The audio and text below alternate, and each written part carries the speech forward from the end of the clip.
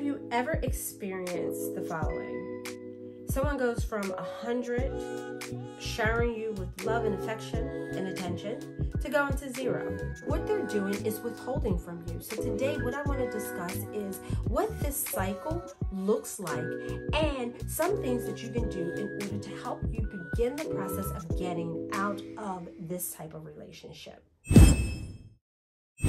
Hi, I'm Allenia Renee. I am a life coach, author, and podcaster. And on this channel, I help you to master consistency and setting boundaries so that you can find joy in your life. Withholding is a behavior that a narcissist will utilize in order to keep control over you as their partner. So let's talk about what this really looks like. In the beginning, it's where you are showered with all of this affection and all of this attention, all the kudos, all the everything. They seem so supportive. Talking to your girlfriend, girl, I feel so connected to him. He really understands what I'm thinking and how, where I want to go and how I feel.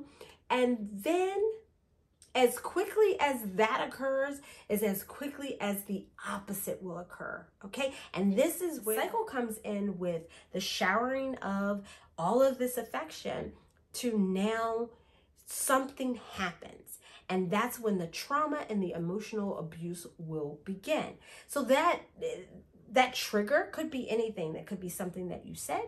It could be something that someone else said to you and how you responded. It could be how you looked. It could be anything.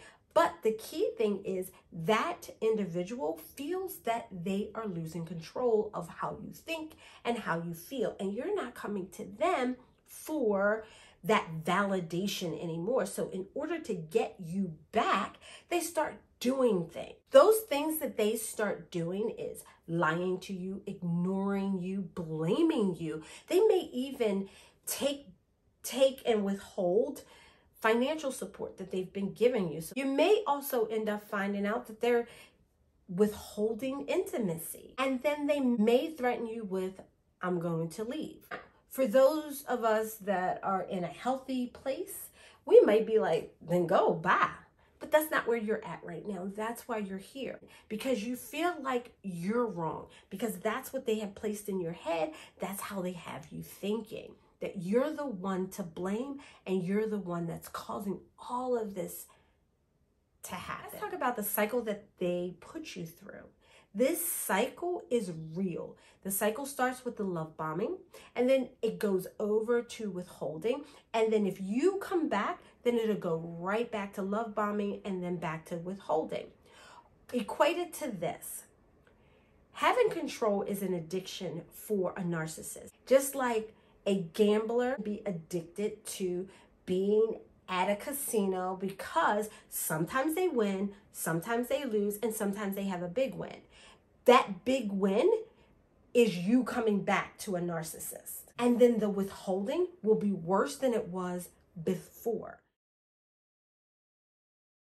Let's talk about getting out. And there's 4 suggestions that I'm going to leave you with. One is setting boundaries. Setting boundaries is essential because it's there to protect you, not to protect them. Okay? Number 2, reconnecting with family and friends. If it's an intimate partner, they have already taken you away from your family and friends. So you want to reconnect with them because they can help support you through the times when they are withholding from you. Number 3, practice self-care. Practicing self-care is putting yourself first before anyone else. That is another very essential aspect in the process of getting out. Because what you have done, you have forgotten about yourself. You have forgotten how you felt. You have forgotten, what you want to do. You have forgotten even how you think and your core beliefs. You want to begin to get that back. And then lastly, accepting the reality of the relationship. The reality is you cannot change them. There is not much more you can do.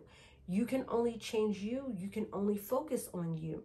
So that way, if you accept that this is who they are, then you leaving is that much easier because you know that it's not going to get better. It's just going to get worse. I hope that this discussion will help you begin the process of dealing with someone that's like this? Have you dealt with someone like this? Please let us know down in the comments below. I just want to encourage you as you go through the process that someone with a narcissistic personality disorder, they are deeply insecure. They cannot tolerate criticism or rejection. When someone with this personality disorder feels that they have lost control, they have to gain it back. And usually that's through verbal abuse, gaslighting, lying, manipulation, you name it, they do. Remember that sustainable habits inspire mindful transformation to help you get your shift right. See you next week. Bye.